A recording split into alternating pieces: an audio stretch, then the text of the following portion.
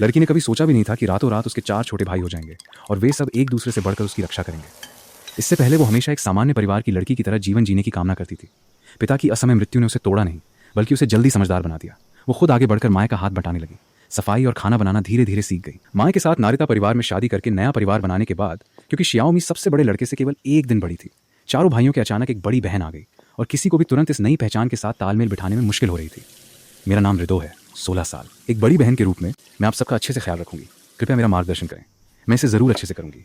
मेरी और तुम्हारी उम्र लगभग एक जैसी है। शुआन भी तो दूसरी कक्षा हाई स्कूल में है ना? तुम दोनों के जन्मदिन में सिर्फ एक दिन का अंतर है। शियाओमी ने खुद जल्दी उठकर सबके लिए नाश्ता बनाया। तब भाइयों को पता चला कि दुनिया में नाश्ता इतना स्वादिष्ट भी हो सकता है। तो फिर उससे पहले जो काला चावल वे खाते थे वो किसकी करतूत थी? माता पिता की शादी न हो पाने के अफसोस को दूर करने के लिए बड़े भाई ने बहुत पहले ही दोनों के हनीमून की योजना पूरी तरह से तैयार कर ली थी।